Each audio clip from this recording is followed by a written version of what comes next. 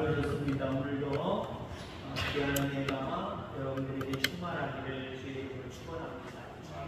기적은 하나님 중심이 될 때, 뒤집어서 이야기하면 하나님 중심의 삶을 살아가면 여러분들 삶 가운데 기적이, 은혜가 넘친다라고 하는 그런 말씀입니다. 하나님 중심의 삶을 살아가기를 주의 이름으로 축원합니다. 우리 모든 인간은 자기 중심으로 살아가려는 기본적인 욕망이 있어요. 우리 그리스도인들에게도 마찬가지입니다. 하나님 중심으로 내가 살아가야지 하면서도 나도 모르게 내 중심의 생각과 내 중심의 결정과 내 중심의 삶을 살아갈 때가 너무나도 많이 나타납니다. 하나님 중심의 삶을 살아갈 수 있기를 주의 이름으로 축원합니다. 오늘 예수님은 2만 명 되는 그런 큰 집회에서 말씀을 선포하고 계십니다. 물론 문자 그대로 하면 5천 명입니다.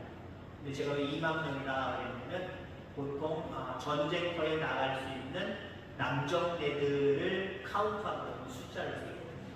이 당시에 거꾸로요. 그러니까 어림자가 한 2만여 명이 지금 한마디로 넓은 들에 앉아서 자연 환경을 놓고 거기서 예수님께서 복음을 증거하시는 겁니다. 설교하시는 겁니다. 여러분들 설교할 때에 여러분 설교 시간이 어느 정도가 적당하다고 생각하십니까? 10분? 15분? 30분? 저희 교회에서 2월달인가 1월달에 우리 목회자 모임 첫 모임이 있었습니다. 올해 첫 모임. 첫 모임을 가졌는데 한 달, 두 달 정도 저는 열심히 목사님들 앞에서 설교할 걸 준비했어요. 왜? 모이는 교회 목회자가 설교를 늘 그동안 해왔거든요. 열심히 준비했는데 하루 전날 우리는 PPT가 없잖아요. 앞에 스크린이 없잖아요. 목사님들 모였을 때 성경 찬송도 안 갖고 오시거든요.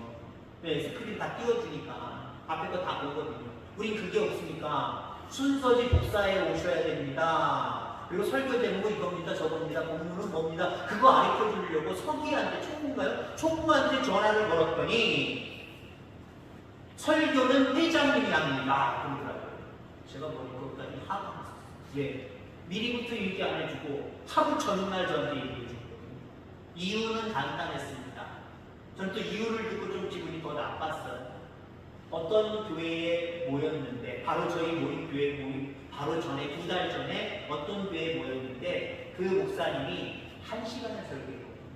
목회자들 모임에서 보통 5분, 10분, 15분 설교하고 끝 금방 일찍 마치거든요. 회의도 해야 되고 또 다른 행사도 해야 되기 때문에 일찍 마치거든요. 1시간을 했어요. 그랬더니 새롭게 바뀐 목사님이 회장님이 설교를 막 시켰더니 오랜만에 설교하시는 분들은 그냥 진을 뺀다고 1시간 동안. 그래서 너무 설교를 길게 하는 것 같아서 요번부터 자기 회장을 해야 되겠다. 회장님이 왜 생각을 저렇게 갖고 계실까? 여러분 설교는 시간이 중요한 게 아닙니다. 하나님의 임재가 중요해요. 이 시간에 성령이 임해서 우리의 설교 가운데 전하는 자에게 성령이 충만하고 받는 여러분에게 성령이 충만하냐? 이게 중요한 거예요. 이게 되면 하나님의 임재가 여기 임하면 짧아도 은혜, 길어도 은혜입니다. 근데 성령의 은혜가 임하지 않고 하나님이 임재하지 않고 그냥 우리가 형식적으로 그냥 시간상으로 드려지는 그런 예배 속에 우리가 예배를 드리면서요. 짧으면 짧은 대로 문제가 되고요. 길면 길 대로 문제가 되고요. 짧으면 목사님 기도 안 할까? 설교가 이렇게 짧고 목사님 설교 준비 안 하시나? 이게 문제가 돼요. 길면은요. 너무 길다는 거지요. 너무 1시간 동안 하신다는 거예요. 너무 길다는 거예요. 요즘 분야 1시간 안 한다는 거예요. 요즘 설교 1시간 안 한다는 거예요. 오늘 여러분들 예수님이 설교를 하시는데 성령이 충만했을 겁니다. 하나님이 임재하셨을 겁니다. 설교가 길어집니다. 그러나 은혜 충만했어요. 성령 충만했습니다. 근데 은혜 충만하고 성령이 충만한 그 상태를 깨는 무리들이 생겨났습니다. 누구일까요? 감각이? 안 믿는 사람들? 아니요. 예수님을 가장 가까이서 모셨던 제자들이 그 은혜의 현장을 깨버렸어요. 은혜의 순간을 깨버렸습니다. 왜 깼을까요? 한마디로 믿음이 없어서입니다. 지금 때가 돼가는데 때가 돼가는데 이 사람들 배고플 때인데 너무 늦게 끝나면 이 사람들 어디서 먹을 것도 없고 돌려보내서 밥을 먹게 하면 그것도 시간 늦을 거고 우리 예수님 오늘따라 주책 맞으시지 설교가 길지 짧게 좀 하시지 이 사람들 다 돌려보내야 되는데 그 생각으로 예수님 설교하시는 중간에 끼어들었겠지요. 지금 이 사람들 다 보내야 됩니까? 우리가 먹을 것도 없고요, 돈도 없고 음식도 없고요. 이 사람들 다 보내야 됩니다. 때가 됐습니다. 그만하세요. 예수님의 설교에 브레이크를 걸었습니다. 그때 예수님이 말씀하시지요. 뭐라고 말씀을 하십니까? 너희가 먹을 것을 주라라고 말씀을 하고 있습니다. 너희가 먹을 것을 주라. 여러분, 우리는 하나님 우리에게 무엇을 하라고 할 때 기뻐할 수 있기를 주의 이름으로 축원합니다. 하나님 중심의 삶을 살면요, 하나님 나한테 뭐 시키실 거 없나? 뭐 시키실 거 없나? 이게 참 기쁨으로 다가와야 돼요. 근데요, 하나님 중심의 삶이 아니라 내 중심으로 살다 보니까 시간도 아깝고 모든 상황도 안 되고 하니까 바쁜데 힘든데 왜 하나님 나한테 시키실까? 라고 하는 마음을 가질 수가 있어요. 여러분, 하나님 중심이셔서 하나님 여러분들에게 무엇이라 말할 때 예! 제가 하겠습니다. 라고 하는 신앙을 갖기를 주의 이름으로 축원합니다. 예수님 이 사람들 다 어떻게 할 거예요? 때가 됐어요. 먹을 건 없고요. 이 사람들 돌려보내야 되는데 어떻게 하실 거예요? 예수님이 근데 너희가 먹을 것을 주라 라고 말씀을 하십니다. 부담이 많았을 겁니다. 우리 예수님이 너희가 하라고 명령하실 때 부담스러워합니다. 너희가 하라 하실 때 무엇을 할까 어떻게 할까 염려합니다. 염려하는 것은 여러분들 믿음 없는 모습이에요. 하나님 중심의 삶을 살아가는 사람이 아니라는 거예요. 하나님 중심의 삶을 살아가는 사람은요, 하나님이 뭐 해라 그래서 내가 그럴 때 나는 할 수 있는 능력이 없고 상황이 안 되고 모든 형편이 안 되지만 하고 그 하나님의 말씀에 순종할 때 할 수 있는 은혜를 주세요. 할 수 있는 지혜를 주시고요. 할 수 있는 물질을 주시고요. 할 수 있는 사람들을 붙여주시고요. 다 하게 만드는 거예요. 근데 우리는 보통 어때요? 우리가 그렇게 하라 그러면은 이런저런 안 되는 상황들을 먼저 이야기하면서 마음의 부담을 느끼고 안 하겠습니다, 못 하겠습니다 라고 할 때가 참 많이 있다라고 하는 겁니다. 2만 명에게 먹을 것을 주는 일, 이 일들은 제자들에게 큰 위기로 닥쳐왔습니다. 왜? 예수님 너희가 먹을 걸 줘라 그랬으니까 발등에 불이 떨어진 거예요. 아니 예수님 참 너무하시네. 우리의 형편을 잘 아실 텐데 우리의 생업을 다 중단하고 예수님은 쫓아다니는데 예수님 앞에 함께 13명이 같이 돌아다니면서 쓸 수 있는 물질이 한정되어 있는데 그것도 부족한데 어떻게 우리에게 먹을 것을 주라고 말씀하시는가 라고 했을 겁니다. 예수님은 이런 상황을 잘 아셨기에 빌립에게 먼저 기회를 주시고자 말씀하십니다. 우리가 어디서 이 떡을 사서 이 사람들을 먹이겠느냐라고 말합니다. 이성적이고 치밀했던 빌립이 그 예수님의 말씀을 듣고 이렇게 말을 하지요. 각 사람으로 조금씩 받게 할지라도 200데나리온의 떡이 부족하리라. 말씀 그대로 하면 5,000명이 먹는 일, 아니면 더 추산을 해서 2만 명이 먹는 일, 이 일들을 할 때는 200데나리온의 돈이 필요하다고 빌립은 벌써 계산이 끝나는 거예요. 계산이 끝나는 거예요. 여러분, 우리가 하나님 앞에 섰을 때에 똑똑함으로 서지 않기를 주의 이름으로 축원합니다. 똑똑함으로 서지 말아야 돼요. 하나님 앞에는 그저 우리가 계산하는 모습이 아니라 하나님이 말씀하시면 순종하는 자세가 하나님의 일을 감당하는데 귀한 모습임을 기억하기를 주의 이름으로 축원합니다. 자, 이러한 대답은 예수님 마음에 맞을 수가 없었겠지요.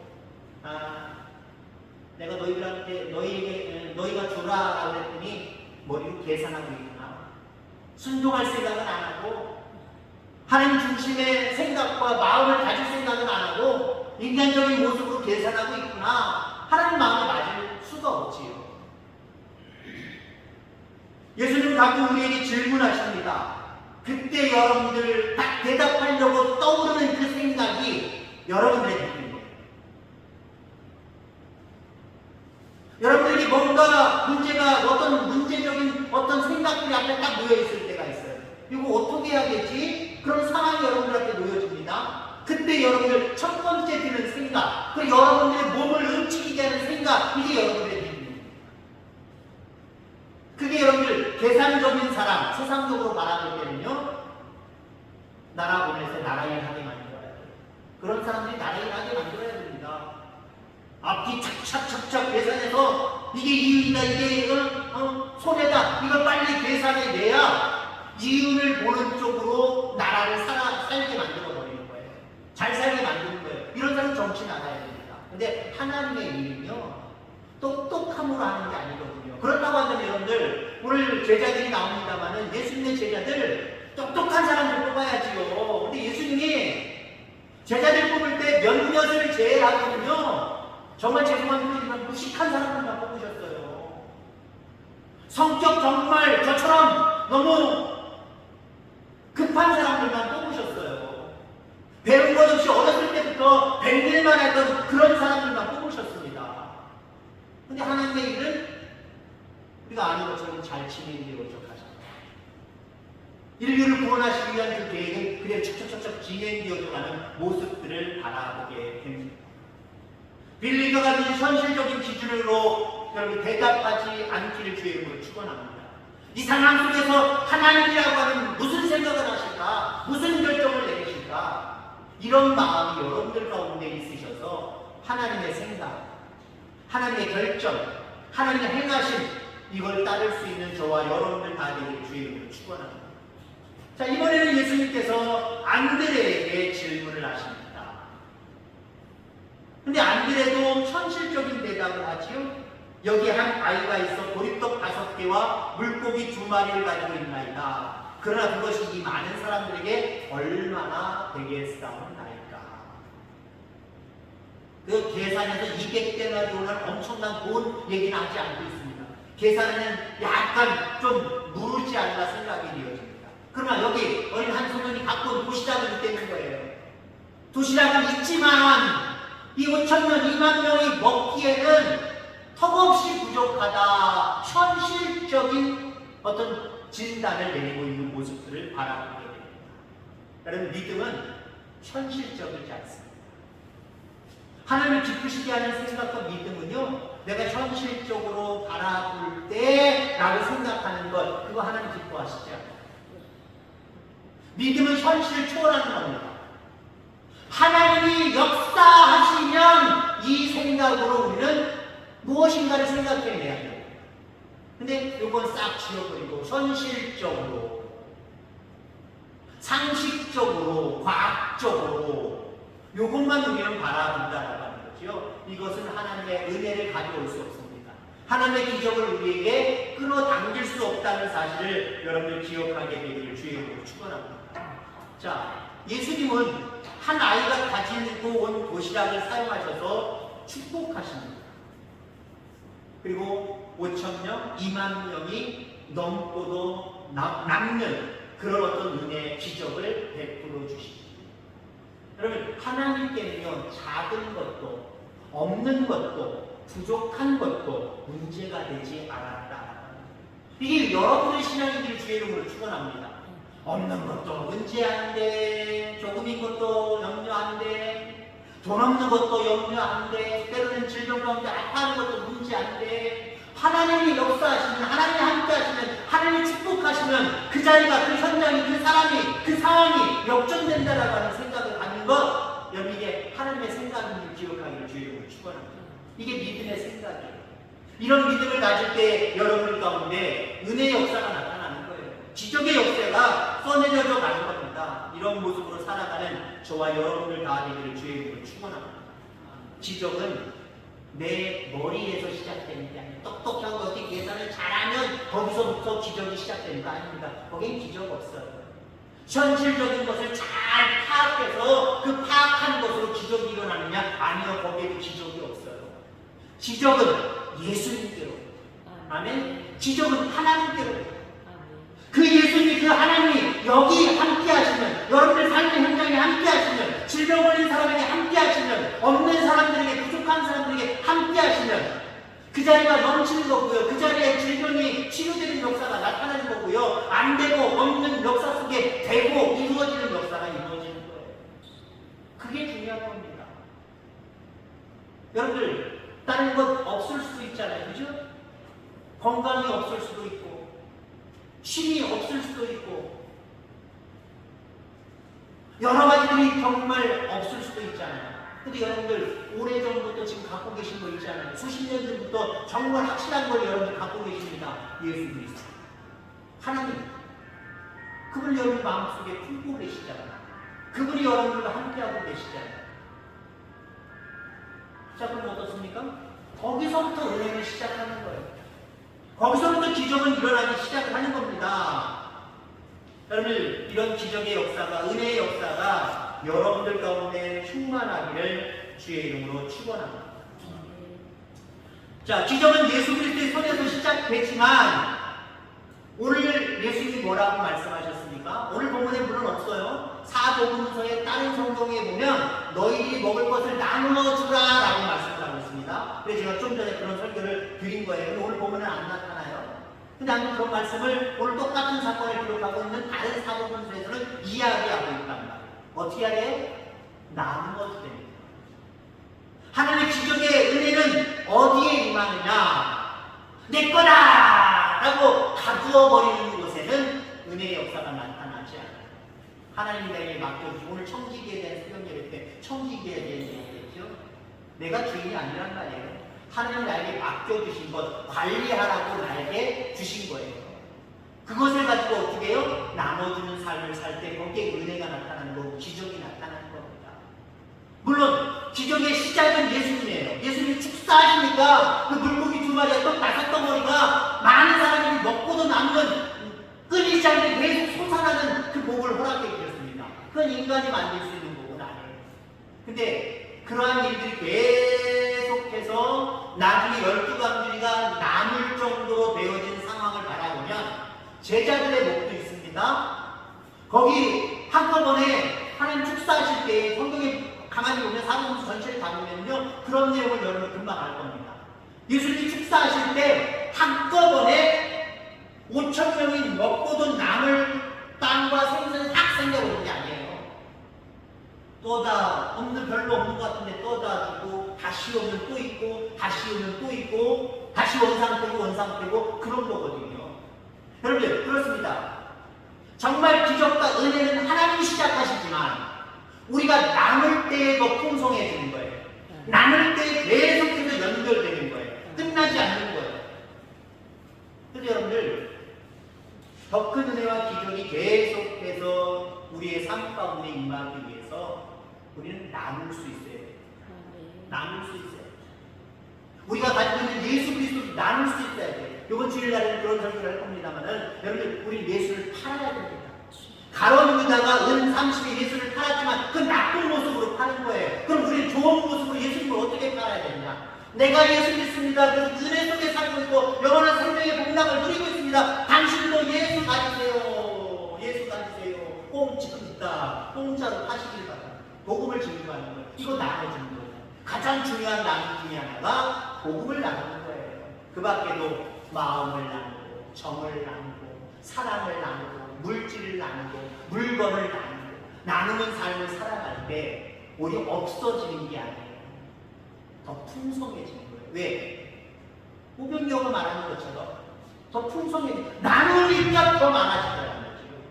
먹고도 나누는 거지요. 안 나눴다고 생각해보세요. 여기 어느 정도 생겼네요. 이것만 가지고는 우리 12명이나 예수님밖에 못 먹겠는데요. 우리만 먹읍시다. 그럴 수 있는 제자들이 있었을까요? 아마 만약에 사태를 보면 우리가 추이해보고 상상해보면 그럴 수도 있었을 겁니다. 그러면 5,000명, 2만 명이 먹고도 남는 역사가 일어났을까요? 제자들과 예수님은 배불렀을지 모르지만 모두가 배부르고 12가문이가 남는 놀라운 기적의 역사. 그래서 오늘 성경에 오늘날의 우리에게까지 전달되어지는 은혜의 역사가 은혜가 우리 가운데 보여지진 않는 겁니다. 읽혀지진 않는 겁니다. 그거거든요. 여러분, 한 번 받은 은혜로, 한 번 경험한 기적으로 끝마치지 않기를 주의 이름으로 축원합니다. 많은 사람들이 그런 얘기해요. 내가 옛날에 하나님 앞에 뭐 치유의 은혜를 받았고, 옛날에 내가 무슨 뭐 입신의 은사를 받았고, 옛날에 내가 이런 것들을 치러냈고 간질거리가 있고, 그런 얘기 하시는 분들이 있어요. 좋다 이거예요. 좋은데 그럼 속으로 질문해 보고 싶어요. 그럼 지금은 그것 이상 아니면 그거 정도의 버금가는 그런 어떤 하나님의 임재를 체험하신 적은 있습니까? 묻고 싶어요. 없거든요. 없고 내가 옛날에 경험했던 것만 가지고 이야기할 때가 상당히 많거든요. 우리 옛날을 얘기하는 사람들이 아니라 그 은혜가, 그 기적이 나에게는, 우리 태학교에는 아직도 실현되고 있어요. 아직도 일어나고 있어요. 중간중간 샘물이 터지듯이 터져나고 있어요. 이래야 되지 않을까요? 아유, 우리 교회, 50년 전에 그때 친구인데 지금은 이제 늙었어. 그러면 안 되잖아요, 여러분들. 우리 대학교회를 보낸 하나님의 은혜의 역사는 과거에 얼마 획기적으로 크게 일어났을 때는 있었겠지만 아직 끝난 건 아니란 말이에요. 절망적인 건 아니란 말이에요. 그 은혜의 역사는 계속해서 더 풍성하게 일어날 것이고요. 여러분의 삶의 현장에서 경험될 수 있는 은혜와 기적은 끝나는 게 아니에요. 기적이 사라진 시대가 아니에요. 계속해서 임할 수 있습니다. 여러분의 삶 가운데 계속해서 누리며 살아갈 수가 있습니다. 어떻게 해요? 우리가 하나님 중심의 삶을 살는데요. 무엇을 하든지 하나님 어떻게 생각하실까? 하나님을 기쁘시게 하자.